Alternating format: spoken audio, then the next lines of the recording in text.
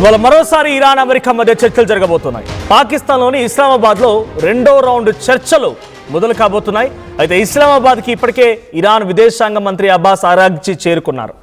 Abbas అరాగ్చితో Trump రాయబారులు విక్టాఫ్ Kushner ఇద్దరు కూడా చర్చలు జరపబోతున్నారు. ఒకవేళ కనుక చర్చల్లో ఏదైనా ఫ్రూట్ఫుల్ డిస్కషన్ జరుగుతోంది, పురోగతి సాధించబోతున్నాం అనుకున్నప్పుడు జేడీ వ్యాన్స్ అమెరికా వైస్ ప్రెసిడెంట్కు రంగంలో దిగే అవకాశం ఉంది. ఇక ఇస్లామాబాద్లో చర్చల తర్వాత డైరెక్ట్గా ఇటు అరాగ్చి పుతిన్ని కలిసే అవకాశం ఉంది.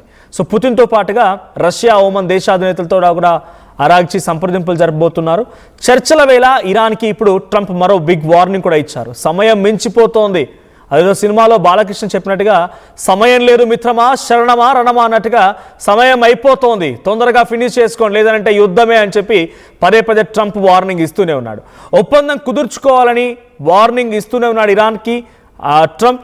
అయితే ఇరాన్ చర్చల బృందం నుంచి స్పీకర్ గాలిబఫ్ వెళ్ళిపోయారు.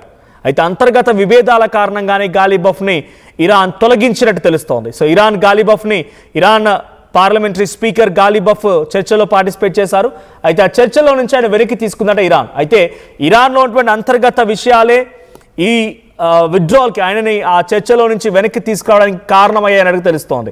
So February 28 supreme Ali Khamenei మరణం తర్వాత నుంచి ఇరాన్ అమెరికా మధ్య యుద్ధం మరింత భీకరమైంది.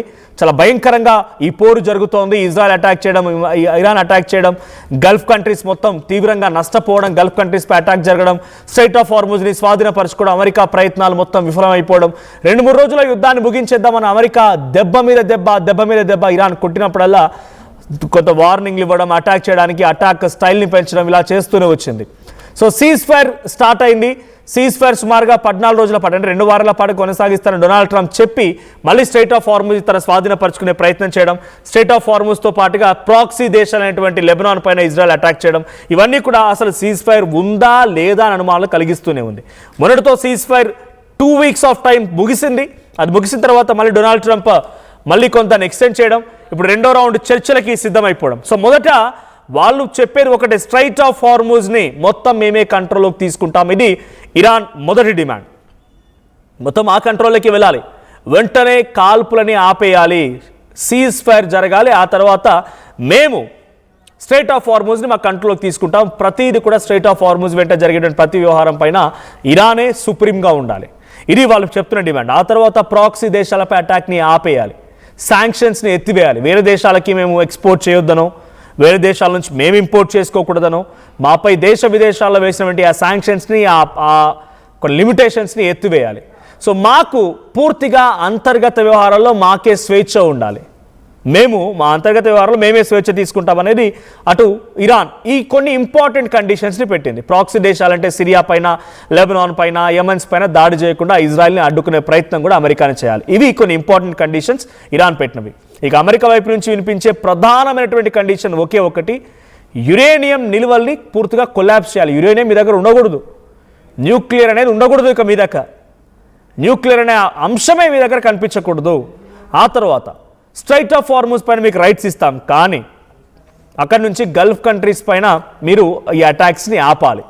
At the same time Iran అడిగిన దాంట్లో ఇంకో డిమాండ్ ఏంటంటే, మేము సుమారుగా దాదాపుగా కొన్ని లక్షల కోట్లు, so to my knowledge Iran ఇప్పటివరకు అఫీషియల్గా అనౌన్స్ చేసిన ప్రకారంగా 12 లక్షల కోట్లు, 12 లక్షల నుంచి సుమారుగా 20 లక్షల కోట్ల వరకు ఈ యుద్ధంలో కోల్పోయింది. Because of their infrastructure damage, because of their bridges, railway tracks, roads and other buildings అన్నింటినీ కోల్పోవడం మూలంగా 12 నుంచి 20 లక్షల కోట్ల రూపాయలు నష్టపోయిందట ఇరాన్.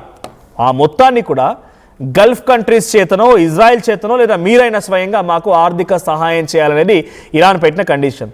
సో రెండోసారి సీజ్ ఫైర్కి సంబంధించి, అంటే మొదటిసారి పెట్టిన దాన్ని మళ్ళీ పొడిగించిన తర్వాత ఇప్పుడు వాళ్ళు మళ్ళీ భేటీ అవుతున్నారు. ఇస్లామాబాద్ వేదికగానే పాకిస్తాన్ ప్రధాని షెహబాజ్ షరీఫ్ నేతృత్వంలో, పాకిస్తాన్ ఆర్మీ చీఫ్ ఆసిముడి నేతృత్వంలో ఈ భేటీ జరుగుతోంది. ఆ భేటీలో ఫ్రూట్ఫుల్ డిస్కషన్ కనుక జరిగితే, అదొక సమస్యని పరిష్కారం చేసే విధంగా పరిష్కారవంతమైనటువంటి డిస్కషన్ కనుక వస్తే అప్పుడు జేడీ వ్యాన్స్ రంగంలోకి దిగే అవకాశం ఉంది. ఆ లోపుగా డొనాల్డ్ ట్రంప్ పదే హెచ్చరిస్తూనే ఉన్నాడు, మీరు కనుక యుద్ధాన్ని ఆపుకోకపోతే మీకే ప్రమాదము, మీరు వెంటనే యుద్ధాన్ని నిలిపివేసుకోండి అనేది డొనాల్డ్ ట్రంప్ ఇస్తున్న వార్నింగ్.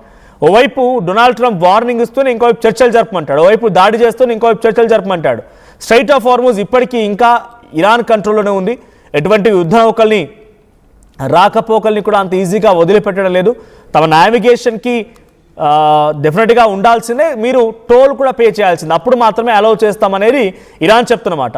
నిన్న రెండు నౌకల్ని, శ్రీలంకకు వెళ్ళేటువంటి నౌక ఒకటి MSC ఫ్రాన్సిస్కియా అండ్ ఇండియాకి రావాల్సినటువంటి ఎపిమోండాస్, ఈ రెండు నౌకల్ని కూడా సీజ్ చేసింది ఇరాన్, తమ పోర్టు దగ్గర బంధించింది. కారణం నావిగేషన్ మిస్ అయిందని, మాకు టోల్ చెల్లించకుండానే వెళ్తున్నారని చెప్పి. అయితే ఇక్కడ డైరెక్ట్గా ఇండియన్ ఫ్లాగ్ కానీ ఇండియన్ షిప్ కానీ లేదు, but it's carrying to India port, Gujarat Mundra పోర్టుకి వస్తోంది. సో ఈ రెండు నౌకల్ని IRGC సీజ్ చేసింది, కారణం వాళ్ళు నావిగేషన్ తప్పించుకొని వెళ్తున్నారు కాబట్టి. సో ఇప్పుడు అమెరికా ఇరాన్కి సహకరిస్తున్నట్టా లేదంటే వ్యతిరేకిస్తున్నట్టు అర్థం కావడం లేదు. యురేనియం నిల్వలు ఉండొద్దు అని అంటది, కానీ పాకిస్తాన్ దగ్గర మాత్రం యురేనియం నిల్వలు ఉండొచ్చు, వాళ్ళు న్యూక్లియర్ దేశంగా కలిగి ఉండొచ్చు. పాకిస్తాన్ దగ్గర ఉంటే ఒప్పు, కానీ ఇరాన్ దగ్గర ఉంటే తప్పు.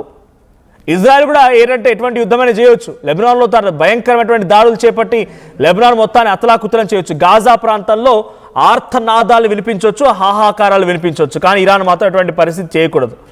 డొనాల్డ్ ట్రంప్ ఒకటే ఆయన సిద్ధాంతం, నాకు నచ్చితే ఏదైనా చేసినా వాడు కరెక్టే, నాకు నచ్చకపోతే వాడు ఏ తప్పు చేసినా ఏ కరెక్ట్ చేసినా నాకు తప్పులాగా అనిపిస్తుంది. ఇది డొనాల్డ్ ట్రంప్ యొక్క ఉద్దేశం.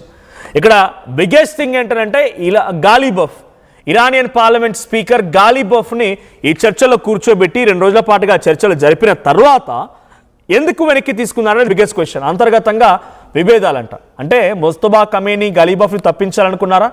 లేదు, అక్కడ IRGC కమాండ్స్ గాలిబఫ్పై సంపూర్ణమైనటువంటి నమ్మకం లేకుండా వెనక్కి వెళ్ళిపోయారా? లేదు, విదేశాంగ మంత్రి అరాగ్చితో ఆయన గాలిబఫ్ ఏదైనా విభేదంలో ఉన్నారో తెలియదు, కానీ ఆ చర్చల నుంచి మాత్రం ఇరానియన్ సుప్రీం లీడర్ మొస్తబా ఖమేనీ పంపించినటువంటి గాలిబఫ్, ఇరానియన్ పార్లమెంట్ స్పీకర్ గాలిబఫ్ మాత్రం తిరిగి వెనక్కి వెళ్ళిపోయారు. సో దీంట్లో ఇప్పుడు డైరెక్ట్గా ఇటు అవతల వైపు నుంచి ఇరానియన్ గాలిబఫ్ వెళ్ళిపోవడంతో JD Vance ఎంట్రీ ఇచ్చే అవకాశం ఉంది, ఇఫ్ ఎట్ ఆల్ అది ఫ్రూట్ఫుల్ డిస్కషన్ కనుక ఉంటే. ఇప్పుడు మరో 2 దేశాలు, యెమెన్ అండ్ రష్యా, ఈ దేశాలు ఓమన్ అండ్ రష్యా, ఈ 2 దేశాలకు సంబంధించిన ప్రతినిధులతో కూడా అరాగ్చి భేటీ అవకాశం ఉంది. భేటీలో పుతిన్కి ఇక్కడ జరిగిన చర్చలపైన ప్రతి విషయాన్ని రష్యా అధ్యక్షుడు పుతిన్కి చేర్చే అవకాశం ఉంది అరాగ్చి. చేర్చడం మూలంగా రష్యాకి ఎందుకు ఇన్ఫర్మేషన్ పాస్ చేయాలంటే, ఇప్పుడు ఈరోజు ఇరాన్కి ఒక గాడ్ ఫాదర్ ఎవరైనా ఉన్నారంటే రష్యానే. ఇంత భయంకరమైనటువంటి దాడి, 2 టెక్నాలజికల్ దేశాలు భయంకరంగా దాడులు చేస్తూ ఉంటే, ఈ దాడి నుంచి ఇరాన్ తనని తాను రక్షించుకుంటుంది, రిటిలియేట్ చేయగలుగుతుందంటే ఒకే ఒక్క ధైర్యం రష్యా నుంచి వచ్చిందే. రష్యా నుంచి నావిగేషన్ సిస్టమ్ రావడం, రష్యా నుంచి రాడార్ సిస్టమ్ రావడం, రష్యా నుంచి కొంత మిసైల్స్ని ఆయుధాలని పంపించడం, చైనా నుంచి ఫైనాన్షియల్ అసిస్టెన్స్ రావడం, సో ఇవన్నీ కూడా దొరికాయి కాబట్టి ఇరాన్ ఈ స్థాయి నిలబడగలిగి ఈరోజు అమెరికాతో పోరాడగలుగుతోంది. సో మనం విజువల్లో చూస్తున్నాం, పాకిస్తాన్ ప్రధాని షెహబాజ్ షరీఫ్తో అటు ఇరానియన్ విదేశాంగ మంత్రి అరాగ్చి భేటీ అవుతున్న దృశ్యాలు మనం చూస్తున్నాం. అట్ ద సేమ్ టైం అటు అమెరికాకు సంబంధించిన కొన్ని ప్రతినిధులతో కూడా అరాగ్చి భేటీ అవుతున్నారు. సో యుద్ధానికి ముగింపు పలికే దిశగా ఈ చర్చలు జరుగుతున్నాయి. మరి చర్చలు ఎంత మేర సఫలీకృతం అవుతాయి, ఈ చర్చలో ఎంత ఫ్రూట్ఫుల్ డిస్కషన్ జరుగుతుంది, ఈ చర్చలు ఈ రోజు లేదా రేపటితో ఒక ముగింపుకు వచ్చి యుద్ధం కంప్లీట్గా కొలాప్స్ అయిపోతుంది, యుద్ధం కాస్త కంప్లీట్గా ఫుల్ స్టాప్ పడుతుందా లేదా ఇంకా కొనసాగుతుందా, ఏం జరుగుతుంది చూడాలి. బట్ ఈ రోజుతో కొంత సీరియస్గా చర్చలు జరిగే అవకాశం ఉంది. డొనాల్డ్ ట్రంప్ కూడా వార్నింగ్ ఇస్తున్నారు కాబట్టి ఈరోజు చర్చల్లో మరి పాకిస్తాన్ మధ్యవర్తిత్వం ఎంత మేరకి గుడ్ న్యూస్ని ఇస్తుందో చూడాల్సిన అవసరం అయితే ఉంది. సో యుద్ధంను ఆపడానికి పాకిస్తాన్ని ఎంచుకున్న డొనాల్డ్ ట్రంప్ డెఫినెట్గా ఆ యుద్ధాన్ని, అంటే పాకిస్తాన్ని ప్రపంచ దేశాల వైపుగా వినిపించాలని లేకపోతే వాళ్ళని చూపించాలని ఆ కుతూహలం అయితే కనబడుతోంది అమెరికా అధ్యక్షుడు డొనాల్డ్ ట్రంప్కి. అయితే మరి ట్రంప్ ఈ పాకిస్తాన్ మధ్యవర్తిత్వం వహిస్తున్నటువంటి ఈ కండిషన్స్ని, ఇరాన్ డిమాండ్స్ని ఒప్పుకొని యుద్ధానికి ముగింపు పలుకుతారా లేదా ఇంకా కంటిన్యూ అవుతుందో చూడాలి. సో మీ అభిప్రాయం ఏంటి? ఇరాన్ ఆర్ అమెరికా, ఈ 2 దేశాలకి ఆ చర్చలు సఫలీకృతం అవుతాయని కోరుకుంటున్నారా? లేదు, ఎవరి డిమాండ్స్ బాగున్నాయి, లేకపోతే ఎవరికి ఇండియా సపోర్ట్ చేస్తే బాగుంటుంది లేదా ఇండియా తోడుగా ఉంటే బాగుంటుందో కామెంట్ చేయండి.